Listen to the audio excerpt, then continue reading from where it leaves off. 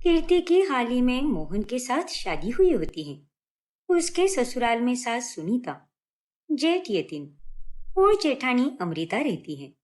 ऐसे ही एक रोज माची और मोहन, जल्दी से बताओ, कैसा बना है आज का खाना?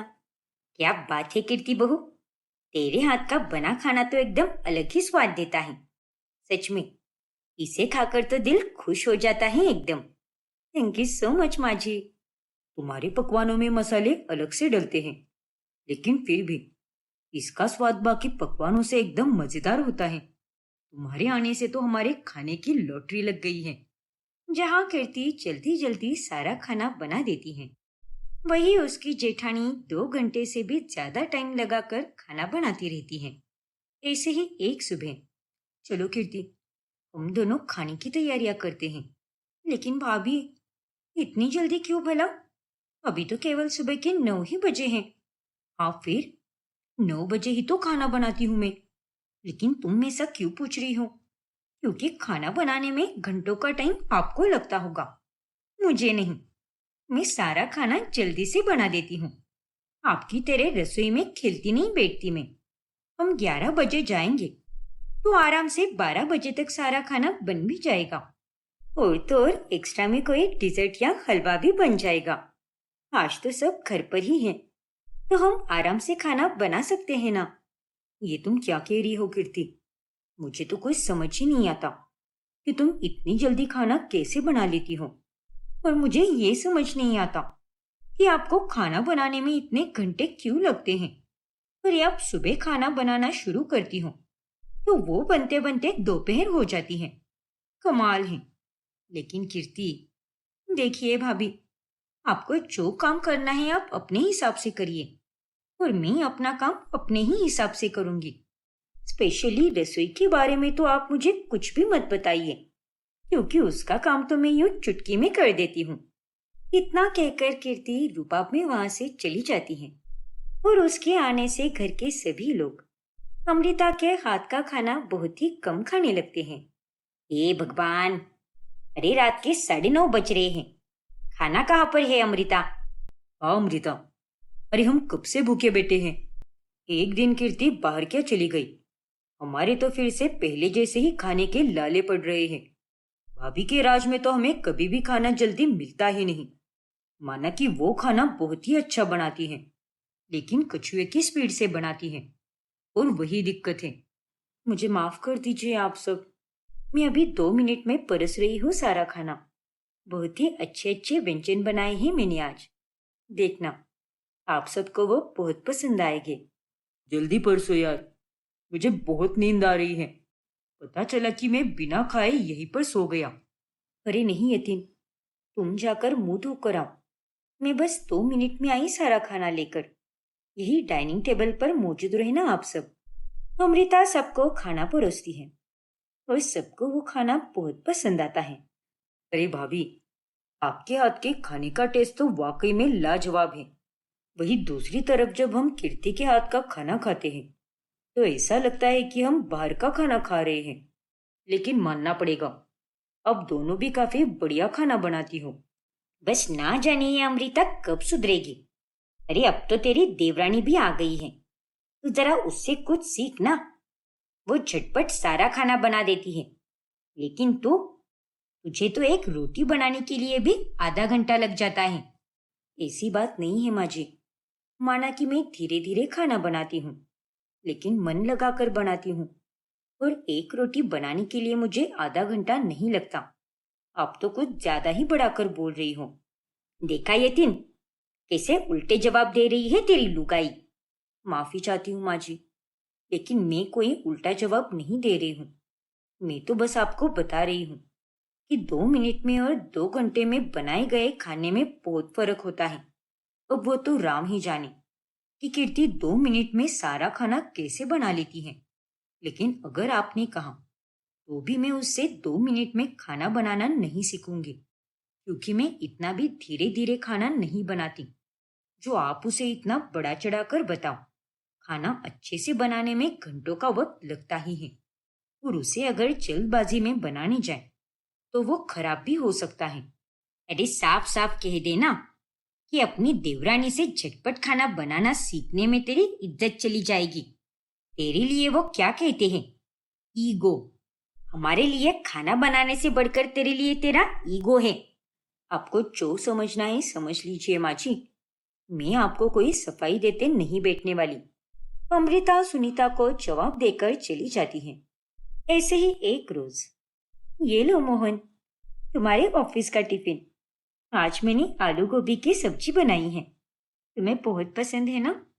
सारी सब्जी सफाचाट करना और मुझे एक प्यारा सा मैसेज लिखकर भेज देना कि आज की सब्जी कैसी बनी है। ठीक है कीर्ति, जरूर।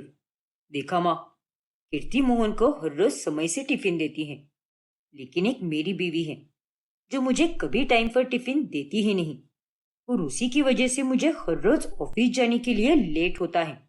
चिंता मत करिए तीन, अब कल से मैं इस कीर्ति से ही कह दिया करूंगी कि वो तेरे हिस्से का भी खाना बना दिया करे और तेरा टिफिन भी पैक कर दिया करे। हाँ माँ, अब तो वही सही रहेगा।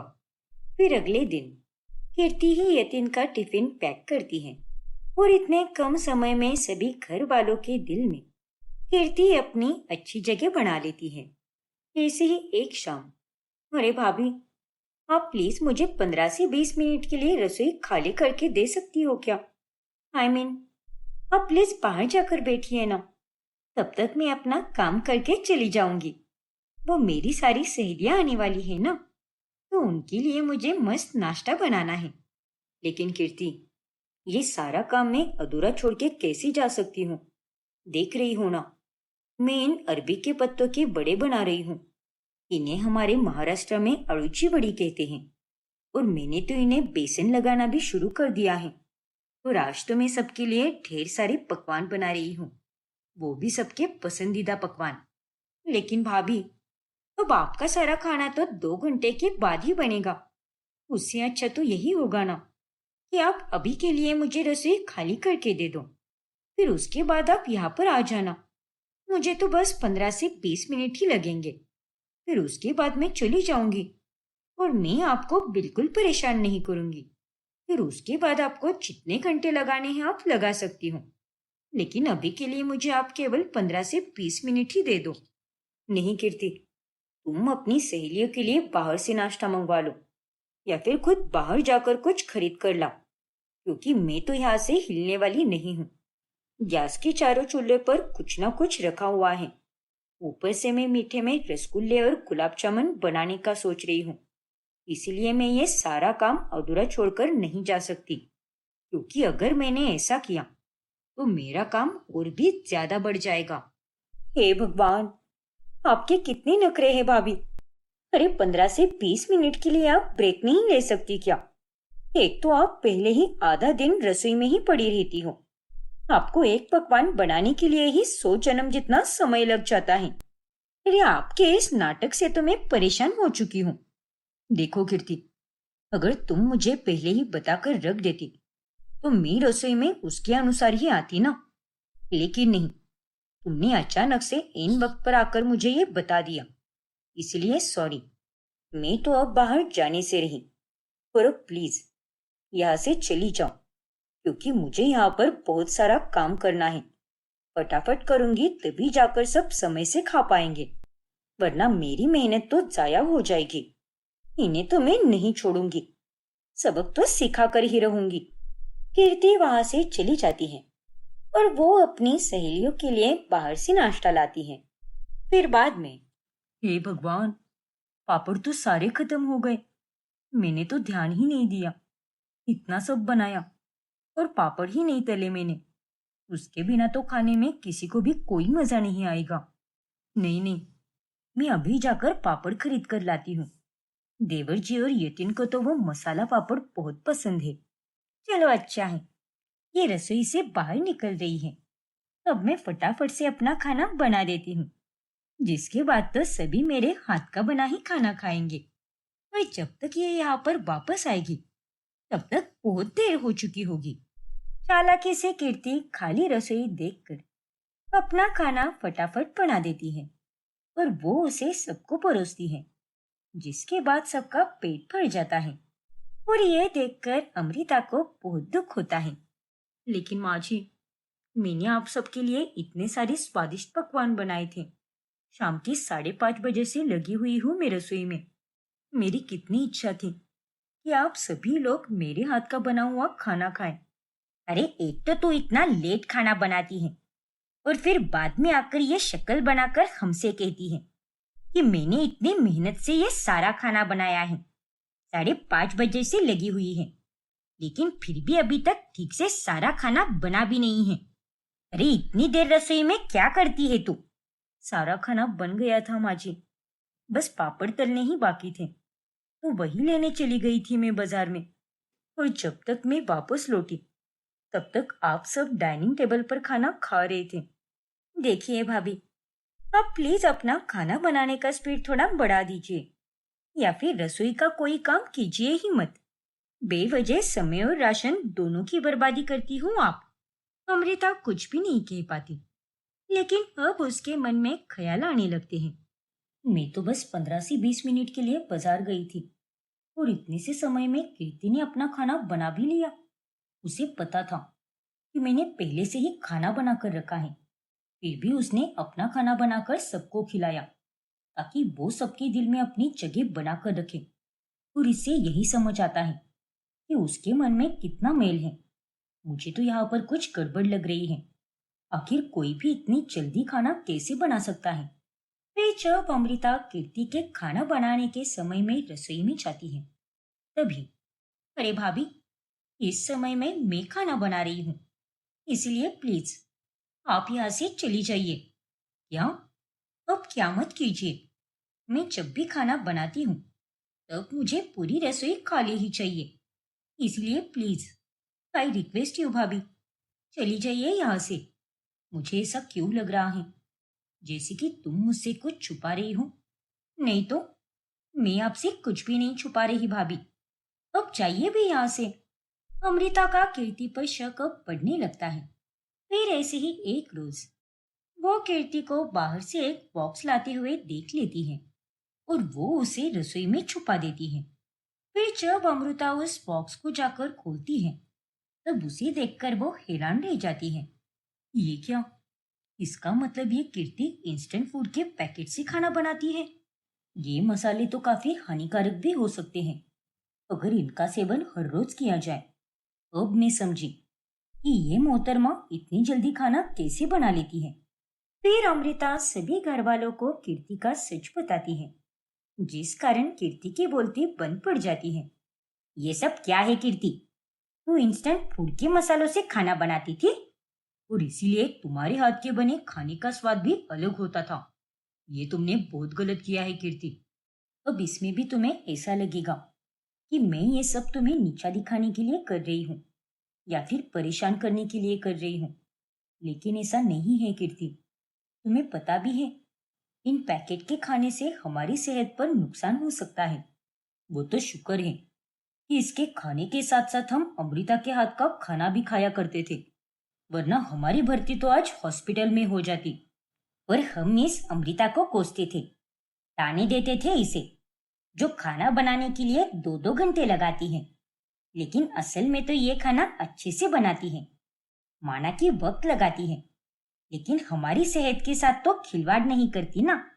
हाँ, मैं मानती हूँ कि मैं थोड़ा ज्यादा ही धीरे धीरे खाना बनाती हूँ, लेकिन मैं अपने आप में सुधार लाने की पूरी कोशिश करूंगी। पर प्लीज तुम आइंदा से ऐसा खाना मत बनाना कीर्ति। मुझे माफ कर दीजिए भाभी, और आप सब भी। और अब मैं समझ रही हूँ भाभी कि आप दिल से बहुत अच्छी हो। मैं ही आप सबके साथ पूरे तरीके से पेश आती रही, कभी आपसे ठीक से बात तक नहीं की, बस आपसे अच्छा बनने की कोशिश करती रही। लेकिन अब मैं आपसे खाना बनाना जरूर सीखूंगी और ये इंस्टेंट फूड बनाना बंद कर दूंगी। ये हुई ना बात। इस तरह अंत में सभी कीर्ति को माफ कर देते हैं, जिसके बाद वो अमृता से खाना बनाना सीखती है और फिर वो दोनों फटाफट खाना बनाती है, जिस कारण देवरानी और जेठानी का रिश्ता काफी अच्छा हो जाता है। सीमा एक बहुत ही सुंदर लड़की होती है और उसकी शादी योगेश नाम के लड़के से हुई होती है। योगेश एक काफी सुशील लड़का होता है। मॉडर्न जमाने में भी ऐसा लड़का शायद ही कहीं आसानी से देखने को मिले। अरे वाह सीमा, आज तो आप कुछ ज्यादा ही सुंदर लग रही हो। वैसे कुछ भी कहो, आप पर साड़ी काफी जचती है। लेकिन शादी को तो इतने दिन हो गए हैं, लेकिन आज तक आपने एक बार भी साड़ी नहीं पहनी। तो फिर आज कुछ खास है क्या? वो दरअसल मेरे दोस्त के घर पे पार्टी है और उसने पार्टी का थीम साड़ी रखा है और इसीलिए मुझे साड़ी पहननी पड़ रही है, वरना तो मैं साड़ी कभी ना पहनूं। अरे, इतनी सुबह सुबह कौन सी पार्टी है? अरे बाबा, उसके घर में एक पूजा है। पूजा में तो हम नाम के लिए ही शामिल हैं, इसीलिए साड़ी पहनी है। वो मेरी दोस्त की सास बहुत टॉक्सिक है, जब देखो तब चिक चिक करती रहती है। फिर पूजा खत्म होने के बाद मैं साड़ी बदलकर फिर से ड्रेस पहन लूंगी, इसीलिए साथ में एक ड्रेस भी लेकर जा रही हूँ। अच्छा, तो ये बात है। वही मैं भी सोच रहा था कि आज सूरज कहाँ से निकल गया। मेरी इतनी सुंदर बीवी जो इतनी मॉडर्न है, उसने आज साड़ी कैसे पहनी है? चलो, वजह कोई भी हो, लेकिन मुझे आपको साड़ी में देखकर बहुत अच्छा लग रहा है। क्या अभी? वैसे आज इतनी सुबह सुबह इतना मक्खन क्यों लगा रहे हो? क्या माजरा है? अरे बाबा, मैं मक्खन नहीं लगाता। मेरा तो बस यही मानना है कि हमारे मन में जो भी हो वह सच बोलना चाहिए। वैसे अगर आप बिंदी लगा लेंगे तो और ज्यादा सुंदर लगोगी। ओ प्लीज, मैंने साड़ी पहनी है उसी का शुक्र मनाओ। ये बिंदी एंड ऑल मुझसे तो बिल्कुल नहीं होने वाला। अच्छा बाबा, ठीक है, जैसे आपकी मर्जी। लेकिन काला टीका जरूर लगा लेना। आज आप इतनी सुंदर लग रही हो ना, इसीलिए मुझे डर है कहीं आपको किसी की नजर ना लगे। अरे बाबा बस, और कितना मक्खन लगाओगे? अच्छा, मैं अब जा रही हूँ और आज मैंने खाना नहीं बनाया है क्योंकि मुझे तैयार होने में ही बहुत वक्त लग गया। इसीलिए आप बाहर से ही मंगवा कर खा लीजिए माँ जी के साथ। आप निश्चिंत होकर जाओ सीमा, मैं माँ और अपने लिए खाना बना लूंगा। और आपको किसी भी चीज की जरूरत लगे तो आप मुझे बता देना। सीमा के ख्याल योगेश से जरा भी नहीं मिलते। धीरे धीरे यूं ही दिन बीत जाते हैं। अरे सीमा, आपने इतनी सारी शॉपिंग क्यों की है? अभी कुछ ही दिन पहले ही तो आप कपड़े लेकर आई थी ना। अब वापस आपको कहीं जाना है क्या? नहीं नहीं, ये शॉपिंग मैंने अपने लिए नहीं की है, बल्कि ये सब तो आपके लिए है। आप तो हमेशा ही ये अंकल की तरह कपड़े पहनते हो। कभी कभार जीन्स और टी शर्ट भी पहनना चाहिए ना। लेकिन सीमा, अब इतने सालों से मैंने जीन्स पहनी भी नहीं है, तो अब अचानक से मुझ पर जीन्स अच्छी कैसे लगेगी? और मैं ऐसे कपड़े पहनकर कंफर्टेबल महसूस नहीं कर पाता। तो जो है उसे बदलने की क्या जरूरत है? अरे तुम्हें जरूरत नहीं है, लेकिन मुझे तो है ना। मुझे चेंज चाहिए। अगर मैं तुम्हारे साथ कहीं बाहर जाती हूँ तो मुझे ऐसा लगता है कि मैं अपने पापा के साथ आई हूँ। थोड़ा मेरे बारे में भी सोचो ना। कम ऑन, अब इतना बुज़दिल होना बंद करो और खुशी खुशी पहन लो ये कपड़े। ठीक है सीमा, अगर आपको अच्छा लगता है तो मैं ये कपड़े कभी कभी पहनने के लिए तैयार हूँ, लेकिन मैं ऐसे कपड़े रोज नहीं पहन पाऊंगा। देखिए, मुझे इन कपड़ों से कोई दिक्कत नहीं है। ये काफी स्टाइलिश कपड़े हैं, लेकिन मुझे तो शर्ट पहनना बहुत पसंद है और मैं इसमें अच्छा भी लगता हूँ। और मेरे तो विचार यही है कि एक व्यक्ति का व्यक्तित्व उसके कपड़ों से नहीं, बल्कि उसके काम और स्वभाव से झलकता है। अच्छा बाबा, ठीक है, कभी कभी भी चल जाएगा। थोड़ा चेंज भी तो जरूरी होता है ना। योगेश अपने पत्नी को खुश करने के लिए अक्सर उसकी बात मान लिया करता है। फिर कुछ दिनों के बाद रात के समय सीमा योगेश को अपने साथ छत पर लेकर जाती है। सरप्राइज योगेश, ये देखो, तुम तो हमारे लिए कुछ प्लान ही नहीं करते, इसीलिए मैंने ही आज हमारे लिए ये कैंडल लाइट डिनर प्लान किया है, वो भी घर पर ही। कितना रोमांटिक लग रहा है ना? वो सब तो ठीक है सीमा, लेकिन हम एक मोहल्ले में रहते हैं और यहाँ के सब लोग अपनी छत पर घूमने के लिए आते हैं, तो ऐसे खुलेआम डेट करना अच्छा नहीं लगता। मुझे पता है कि आपने बहुत मेहनत की है इन सब के लिए, लेकिन मोहल्ले में छोटे बच्चे भी तो रहते हैं ना। अगर वो सब ये देखेंगे तो उन पर कैसा प्रभाव पड़ेगा? क्या यार योगेश, तुम्हारी सोच कितनी पुरानी है। अरे आजकल तो ये सब बहुत नॉर्मल है और तुम तो बच्चों के बारे में ऐसा सोच रहे हो। लेकिन आजकल के बच्चे तो तुमसे भी 2 कदम आगे हैं। देखो सीमा, ये सब करने के लिए मैं मना नहीं कर रहा, लेकिन ये प्लान अगर आप हमारे कमरे में करती तो ज्यादा बेहतर होता। अब चलिए, हम नीचे चलते हैं। सब लोग हमें ही देख रहे हैं। अरे तुम्हें इतनी सुंदर लड़की मिल गई है, लेकिन तुम्हें तो कोई बुरी अम्मा मिलनी चाहिए थी। खुद से तो कुछ भी नहीं होता है और दूसरा करे तो तुम्हें उसमें भी प्रॉब्लम है। अब सीमा अक्सर योगेश पर ऐसे ही गुस्सा करने लगती है। वो हर बार अपनी ही मनमानी करने लगती है, लेकिन फिर भी योगेश उसे बहुत ही प्यार से संभालता है। वो उसे पलटकर कभी जवाब नहीं देता। ऐसे ही एक रोज, लेकिन सीमा, मैं आपके साथ पार्टी में जाकर क्या करूंगा?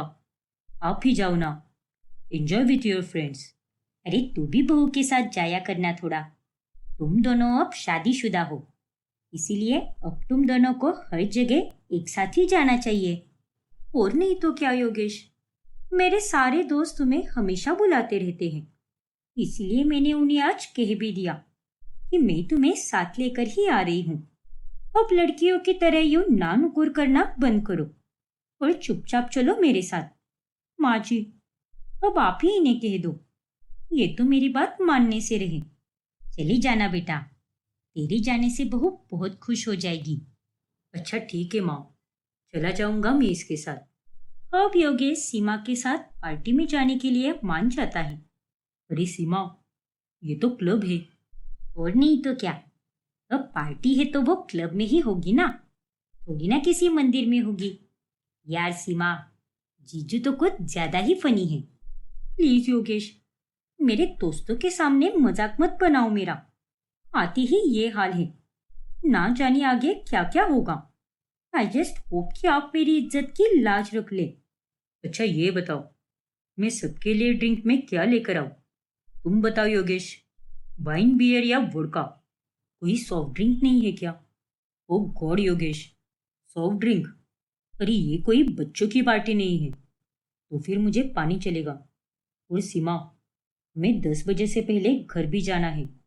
यार सीमा, मुझे ऐसा क्यों लग रहा है जैसे कि तू अपने पार्टनर के साथ नहीं बल्कि अपने पापा को लेकर आई है। सीमा पानी पियो। सीमा क्लब है ये। सीमा 10 बजे से पहले घर जाना है। Oh God, this is so hilarious. वैसी बात नहीं है स्वीटी, योगेश का नेचर ही ऐसा है। अरे तुम पागल हो गई हो क्या?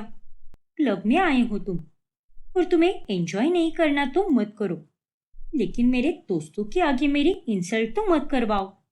देखो, अब मैं अपने दोस्तों के साथ डांस करने जा रही हूँ।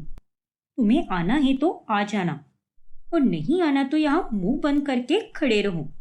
फिर उस दिन के बाद से सीमा को अब योगेश के साथ कहीं बाहर आने जाने में शर्म आने लगती है, और इसीलिए वो अक्सर योगेश को सुनाने लगती है, अरे तुम कितने पुराने जमाने के हो, टाइम के साथ थोड़ा खुद को बदलने की जरूरत भी होती है।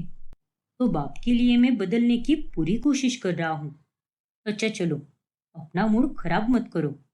कल बड़ा मंगलवार है, तो सुबह जल्दी उठ जाना और मेरे साथ मंदिर चलना। मेरा तो उपवास रहेगा, लेकिन तुम उपवास नहीं रख पाओगी। फिर भी कोई बात नहीं, बस कल मेरे साथ चल लेना। कल 6 बजे का मुहूर्त है और उसी वक्त पर पूजा भी होगी, इसीलिए लेट मत होना। फिर अगली सुबह योगेश सीमा को उठाने की पूरी कोशिश करता है, लेकिन सीमा उठती ही नहीं। फिर योगेश सीमा के बिना ही मंदिर चला जाता है। फिर काफी देर बाद जब सीमा उठती है, तभी, अरे बहू, तू इतनी लेट क्यों उठी? तुझे तो आज योगेश के साथ मंदिर जाना था ना। तो मैं क्या करूं माँ जी, मुझे तो बहुत अच्छी नींद आ रही थी। अब मंदिर जाने के लिए मैं अपनी नींद थोड़ी ना खराब कर सकती हूँ।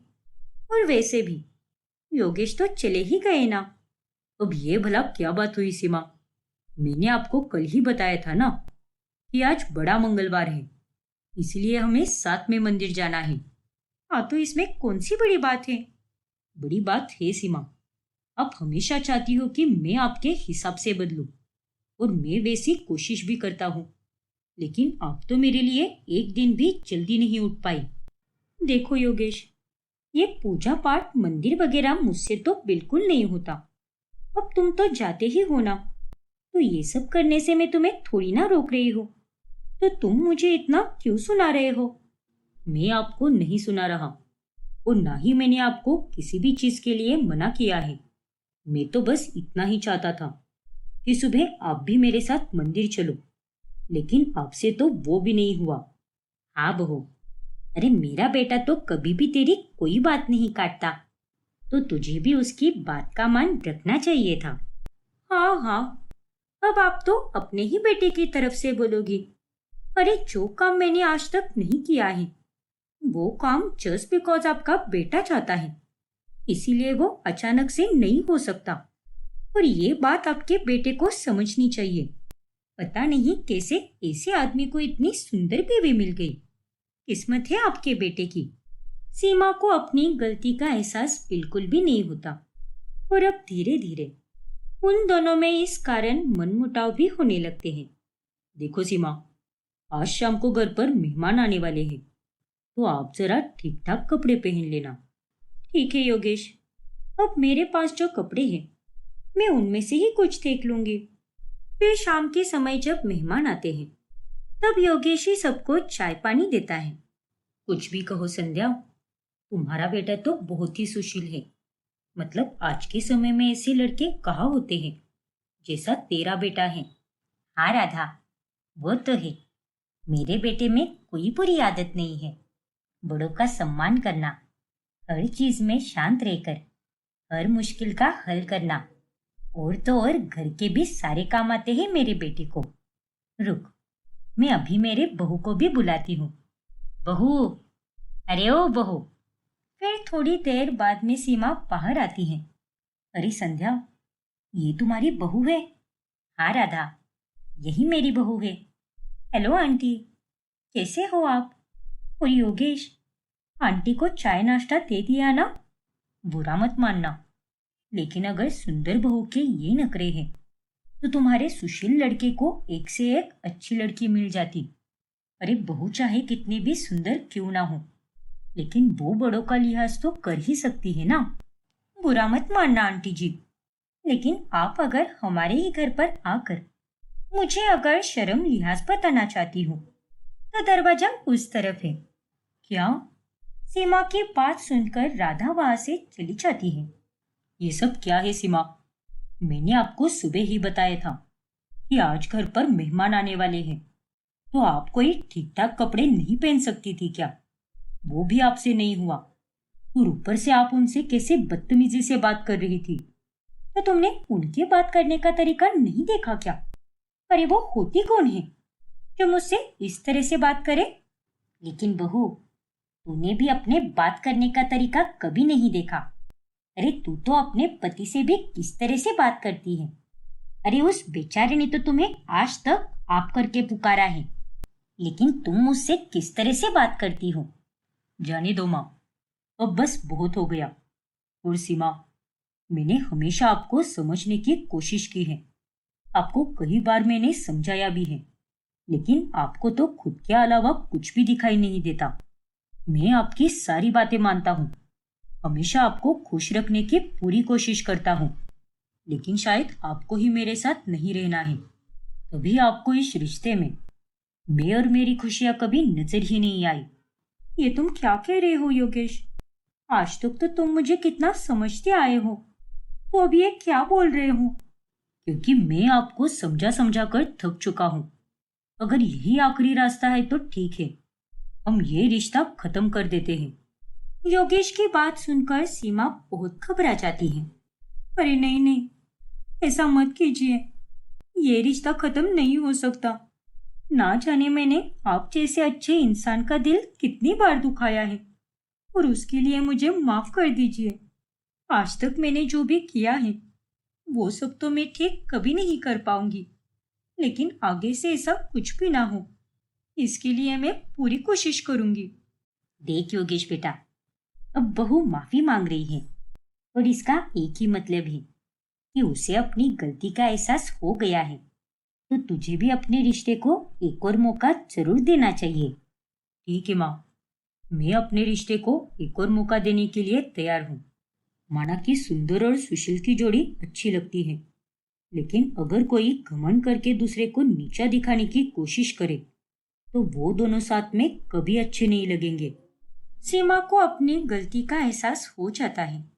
फिर उस दिन के बाद से वो अपनी गृहस्थ जीवन पर ज्यादा ध्यान देती है और उसके बाद से वो कोई गलती नहीं करती। अरे माँ, आ गई आप काम से?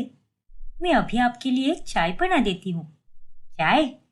नहीं नहीं, मुझे तो जोरों की भूख लगी है। जाकर मेरे लिए खाना परोस, तब तक मैं फ्रेश होकर आती हूँ। खाना? लेकिन मैंने तो खाना बनाया ही नहीं आज। वो दरअसल मेरी फिल्म देखते देखते आग कब लग गई पता ही नहीं चला। अरे बेवकूफ, तुझे तो बस घर के ही काम होते हैं, लेकिन वो भी तुझसे ठीक से नहीं किए जाते। मैं कुछ नहीं जानती। आधे घंटे के अंदर कुछ अच्छा सा अच्छा खाना बना कर रख मेरे लिए, वरना मुझसे बुरा और कोई नहीं होगा। ठीक है माँ, मैं अभी बना देती हूँ। आज से कई साल पहले मलिका ने 14 साल की अनु को एक मंदिर से अपने घर लाया होता है और तब से अनु मलिका के साथ ही रहती है। मलिका जॉब पर जाती है और अनु घर रहकर सारा काम करती है। ऐसे ही एक रोज जब अनु आंगन में कपड़े सुखा रही होती है, तभी अरे वाह अनु बिटिया, आज तो तूने सुबह सुबह कपड़े भी धो दिए। हाँ काकी, एक के बाद एक मैं सारे काम निपटा देती हूँ, वरना माँ होकर बहुत परेशान हो जाती है ना। अरे वो तो रोज ही होती है, तू बेचारी दिन रात इतना काम करती है, फिर भी वो शाम में आकर तुझ पर कितना चिल्लाती रहती है। खैर, आखिर वो तेरी सगी माँ थोड़ी ना है। उसने तुझे मंदिर से इसीलिए उठाकर नहीं लाया था क्योंकि वो तुझे अपनी बेटी बनाना चाहती थी, बल्कि उसने तो इसीलिए लाया था ताकि वो तुझे अपनी मुफ्त की नौकरानी बना सके। क्या? हाँ बेटा, ये बात कड़वी जरूर है, लेकिन उतनी ही सच है। नहीं काकी, ऐसा नहीं हो सकता। माँ बहुत अच्छी है और वो मुझसे बहुत प्यार करती है। ये तेरी गलतफहमी है बेटा। अरे अगर वो तुझसे प्यार करती तो तुझे पढ़ाती लिखाती, तुझे हर तीज त्योहार पर नए कपड़े दिलाती, लेकिन तू तो मुझे रोज इन्हीं 2 से 3 कपड़ों में ही दिखती है, क्योंकि माँ अकेले ही पैसे कमाती है और उनके पास मुझे पढ़ाने के लिए इतने पैसे ही नहीं है, इसीलिए मेरी पढ़ाई भी छूट गई। और रही बात मेरे नए कपड़ों की, तो वो तो कहती है कि मैं जरूर दिलाऊंगी, लेकिन मैं उनके पैसे बर्बाद नहीं करना चाहती, इसीलिए मैं उन्हें मना कर देती हूँ। खैर, मैं तुझे कितना भी समझाऊं, फिर भी तू नहीं समझ पाएगी, क्योंकि उस मलिका ने तेरी आंखों पर अपने प्यार की पट्टी जो बांध रखी है। इतना कहकर विमला अपने घर के अंदर चली जाती है। फिर एक रोज, अरे माँ, वो पड़ोस की मानसी है ना, उसकी अब शादी होने वाली है। लेकिन मेरी शादी कब होगी माँ? ये तू क्या बोल रही है अनु? तू मुझे छोड़कर जाना चाहती है? अरे नहीं माँ, मेरा वो मतलब बिल्कुल नहीं था। ठीक है, तुझे अपनी जिंदगी में लाने से पहले भी मैं अकेली ही थी, और अब तू भी मुझे छोड़कर जाना चाहती है। जा, चली जा मुझे छोड़कर। अरे नहीं माँ, ऐसा कुछ भी नहीं है। मैं आपको छोड़कर कभी नहीं जाऊंगी, इसलिए आप इस तरह से उदास मत हो माँ। आपने मुझे वहां से उठाकर अपने पास लाया, एक अच्छी जिंदगी दी, इसीलिए आप जो भी बोलोगी मैं वो सब करूंगी, क्योंकि आपकी खुशी में ही मेरी खुशी है माँ। नहीं बेटा, ये एहसान मुझ पर मत कर। माफ कर दो ना माँ, मैं फिर से शादी के बारे में बात भी नहीं करूंगी। ठीक है, चल अब मेरे लिए बढ़िया सा कुछ बना दे, और हाँ, मेरे कमरे की भी सफाई कर दे। ठीक है माँ, अभी कर देती हूँ। और आपके लिए बढ़िया से छोले भटूरे भी बना देती हूँ, आपको वो बेहद पसंद है ना? हाँ बेटा, जल्दी से बना दे। अनु मलिका की खुशी के लिए कुछ भी करती है, लेकिन मलिका के मन में कुछ और ही चल रहा होता है।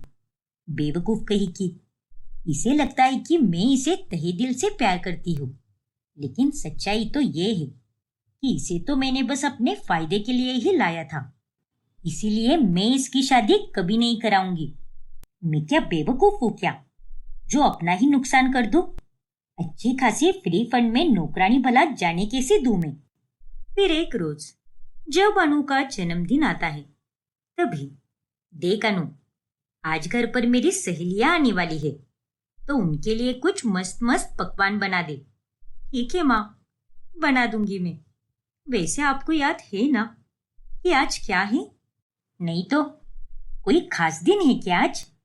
अरे नहीं माँ, कुछ भी नहीं, आप बेफिक्र रहिए, मैं आपके लिए सारे पकवान बना दूंगी। ठीक है बेटा। फिर अनु रसोई में खाना पकाते समय खूब रोती है। हर साल की तरह इस साल भी माँ को मेरा जन्मदिन याद ही नहीं रहा। जब मेरे सगे माँ बाप जिंदा थे, तब वो दोनों मेरे जन्मदिन पर मुझे एक मिनट भी उदास नहीं रहने देते। नए नए कपड़े, केक सब कुछ दिलाते थे, लेकिन उनकी मौत के बाद किसी ने मुझसे उतना प्यार ही नहीं किया। मुझे आपकी बहुत याद आती है माँ पापा।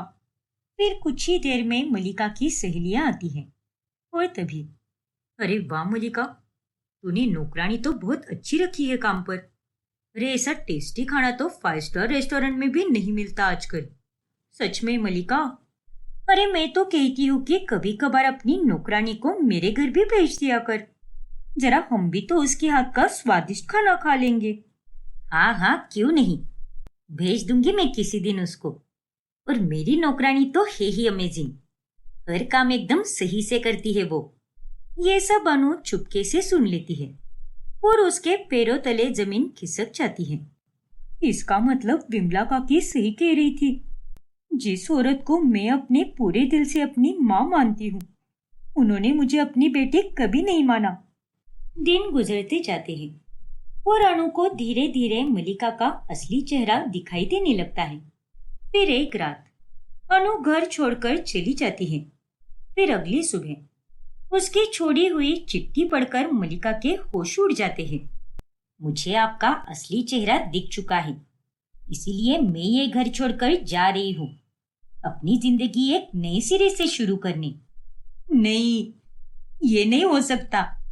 इतने सालों से मैंने इसे अपनी नौकरानी बनाकर रखा, और आज यही लड़की मुझे छोड़कर चली गई। ये तूने सही नहीं किया अनु।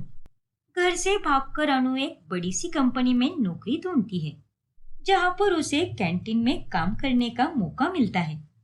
अब वो वहां पर अपना काम बहुत अच्छे से करती है, और इसी बीच उस कंपनी के बॉस रौनक को अनु से प्यार हो जाता है, और वो उसे इजहार कर देता है। क्या? हाँ अनु, मैं तुमसे प्यार करने लगा हूँ, क्या तुम मुझसे शादी करोगी? लेकिन सर जी, मैं कैसे? मैं तो एक मामूली सी नौकरानी हूँ, और मैं आपके साथ शादी? जी मैं तो बहुत गरीब हूँ, और आप कितने अमीर हो। नहीं नहीं, ये नहीं हो सकता। अरे क्यों नहीं हो सकता? और किसने कहा है कि प्यार अमीर और गरीब देखकर होता है? मैंने ऑफिस के कुछ लोगों से तुम्हारी कहानी सुनी है कि कैसे तुम्हारी सौतेली माँ ने तुम्हारे साथ अन्याय किया और तुम उन्हें छोड़कर यहाँ पर चली आई। लेकिन सर जी, आप तो मुझे अपना लेंगे, लेकिन आपके परिवार वालों का क्या? वो मुझे कभी नहीं अपनाएंगे। नहीं अनु, मेरी खुशी में ही मेरे परिवार वालों की खुशी है, और घबराओ मत, मेरा परिवार वो टिपिकल अमीर परिवार वालों जैसा बिल्कुल नहीं है। बहुत ही प्यारा परिवार है मेरा। रौनक अनु को सब कुछ समझाता है, और अनु भी रौनक के प्यार को स्वीकार कर उससे शादी करने के लिए राजी हो जाती है। अब अगले कुछ ही दिनों में उसकी शादी हो जाती है, और ये खबर अखबारों में छप जाती है, और उसे पढ़कर मलिका हैरान रह जाती है। बाप रे, ये चमत्कार कैसे हो गया? ये तो किसी फिल्म की कहानी लग रही है। कल की गरीब बेसहारा अनु आज इतने बड़े पैसे वाले परिवार की बहू बन गई है। ये तो होना ही था मलिका। ऊपर वाले के घर में देर है लेकिन अंधेर नहीं। अब देखना, जितने कष्ट उस अनु ने सहन किए हैं ना, उससे कई गुना ज्यादा ऊपर वाला उसे खुशियां भी देगा और साथ ही तुझे तेरे पापों की सजा भी मिलेगी। बकवास बंद कर विमला, बड़ी आई मुझे सिखाने वाली। अरे मुझे तो शक है कि तूने ही उसे भगाया है। सच सच बता, इन सब के पीछे तेरा ही हाथ है ना? अरे मैं तेरी तरह कोई कच्ची खिलाड़ी नहीं हूँ। जो भी करती हूँ डंके की चोट पर करती हूँ। और अगर मैंने अनु को भगाया भी होता तो मैं तुझे सामने से कहती, लेकिन इन सब में मेरा कोई हाथ नहीं है। शादी के बाद अनु के ससुराल वाले उसे बहुत प्यार देते हैं। अरे माँ जी, पापा जी, आप दोनों बैठ जाइए, मैं आपको खाना परोस देती हूँ। ओहो अनु, तू चिंता क्यों कर रही है? हमारे घर पर नौकर चाकर है तो वो ये सारे काम कर लेंगे। हाँ बहू, अरे आज तक तुमने बहुत कष्ट किया है, इसीलिए इस घर में तुम आराम से रहो और इसे अपना ससुराल नहीं बल्कि अपना मायका ही समझो। सच में आप दोनों मेरे सास ससुर नहीं बल्कि मेरे माँ पापा के जैसे ही हो। आए दिन अनु और रौनक की तस्वीरें सोशल मीडिया पर आती ही रहती हैं और अनु के जीने का तौर तरीका भी काफी बदल जाता है। वो अपनी पढ़ाई भी शुरू कर देती है और उसे पढ़ाने के लिए पर्सनल टीचर आया करता है। और ये सब जब मल्लिका को पता चलता है तब उसे अनु से और जलन होने लगती है। नहीं, मैं इस चुड़ैल को खुश रहने नहीं दे सकती। इसने मुझे छोड़कर बहुत गलत किया है और अगर मैंने उसे उस अमीर घराने से यहाँ मेरे घर में नहीं लाया तो मेरा नाम भी मल्लिका नहीं और मैं अच्छे से जानती हूँ कि मुझे क्या करना है। अब मल्लिका एक किराए की एक्टिंग करने वाली लड़की से मिलती है। देख टीना, तुझे उस रौनक और अनु के बीच में दरार लानी है, जिसके चलते अनु उस रौनक को छोड़ देगी और फिर ना चाहकर भी उसे मेरे दरवाजे पर आना ही होगा। अरे आप चिंता मत कीजिए, मैं तो उस रौनक को अपने जाल में फंसा कर ही रहूंगी, लेकिन काम होने के बाद आप मुझे पैसे दे देना। हाँ हाँ, वो तो मैं दे ही दूंगी, लेकिन तू पहले अपना काम कर। अब टीना रौनक के ऑफिस में चुपके से चली जाती है और वो उसके खाने में कुछ ऐसा मिलाती है जिससे वो बेहोश हो जाता है और वो उसे 2 आदमियों से उठवाकर अपने साथ लेकर जाती है और उसके साथ फोटोज खिंचवाती है। देख मल्लिका, ये तस्वीरें खींची है मैंने जब पूरा ऑफिस बिजी था, तब मौके का फायदा उठाकर अगवा किया मैंने उसे और 1 घंटे में फोटोज खींचकर उसे वापस ऑफिस भी छोड़ दिया। अरे लेकिन फिर से वो होश में कैसे आया? अरे बाबा, उस बेहोशी की दवा का असर केवल 1 घंटे तक ही था। अच्छा, अब ये तस्वीरें मैं अनु को दिखाऊंगी, फिर उसके बाद उन दोनों का रिश्ता पूरी तरह टूट जाएगा। अब टीना अनु के पास जाकर उसे वो फोटोज दिखाती है, जिन्हें देखकर अनु पूरी तरह टूट जाती है। ये सब क्या है? रौनक ने मुझे धोखा दिया, लेकिन क्यों? अब ये तो रौनक ही जाने, लेकिन ये बात भी सच है कि वो मुझसे बहुत प्यार करता है और हम दोनों कल रात को पार्टी के बाद एक होटल में भी रुके थे और तभी वो वहां पर सो गया और मैंने हम दोनों की फोटो खींच ली साथ में। क्यूट लग रहे हैं ना हम दोनों? नहीं, ऐसा नहीं हो सकता।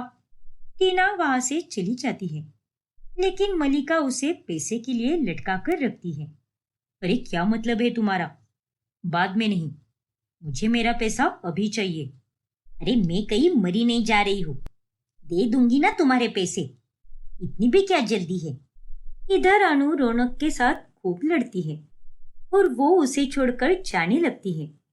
रुक जाओ अनु, प्लीज मेरा विश्वास करो, मत जाओ मुझे छोड़कर। अरे मैं तो उस लड़की को जानता भी नहीं, प्लीज मुझ पर विश्वास करो अनु, ये किसी की सोची समझी चाल है। मुझे कुछ भी नहीं सुनना रौनक, मेरी सौतीली माँ की बात मैंने आंख बंद करके सिर्फ तुम पर भरोसा किया था, लेकिन तुमने भी अंत में मुझे धोखा ही दिया। इतना कहकर अनु वहां से जा ही रही होती है कि तभी वहां पर टीना आ जाती है। तुम रुक जाओ अनु, तुम्हें कहीं जाने की जरूरत नहीं है, क्योंकि मैं तुम्हें यहाँ पर एक बहुत बड़ा सच बताने आई हूँ। सच? कैसा सच? मैंने तुम्हें जो भी दिखाया वो सब एक झूठ था और मैंने ही ये चाल चली थी, क्योंकि मुझे ये सब मलिका ने कहा था। क्या? फिर टीना अनु और रौनक को सारी बातें बताती है। मुझे अब समझ आ गया है कि मलिका एक फरेबी औरत है और वो मुझे अपने काम के पैसे कभी नहीं देगी, और इसीलिए मैंने तय किया कि मैं तुम्हें आकर सब कुछ बता दूंगी। और मुझे माफ कर दो अनु, आज के बाद मैं ऐसा कभी नहीं करूंगी, लेकिन उसे छोड़कर कहीं मत जाओ। तुम्हें अपनी गलती का एहसास हो गया है और यही मेरे लिए बहुत बड़ी बात है। और आज तुमने मुझे सच बताकर बहुत अच्छा किया है। लेकिन मैं अब मलिका को नहीं छोड़ूंगी। मैं तो उसे सबक सिखाकर ही रहूंगी। अब अनु मलिका के पास जाकर उसे खूब सुनाती है। तुम्हें क्या लगा मलिका? तुम्हारा सच कभी सामने नहीं आएगा? अरे उस दिन भी मैं बिना बोले ही चली गई थी, लेकिन आज निडर होकर मैं तुम्हारे सामने कह रही हूँ, खबरदार अगर दोबारा मेरी जिंदगी में दखल दी तो, वरना मैं तुम्हारा वो हाल करूंगी जिसके बारे में तुमने कभी सोचा भी नहीं होगा। लेकिन चुप, एकदम चुप। आज मैं तुम्हें आखिरी बार माफ कर रही हूँ, लेकिन दोबारा माफ नहीं करूंगी। और रौनक, आई एम रियली सॉरी। गुस्से में आकर मैंने तुम्हें क्या कुछ नहीं बोला। कोई बात नहीं अनु, लेकिन अब हम दोनों जीवन भर साथ रहेंगे। अनु का ये गुस्सेल रूप देखकर मलिका आगे कुछ भी नहीं कर पाती और उस दिन के बाद से अनु अपने ससुराल में खुशी से रहने लगती है।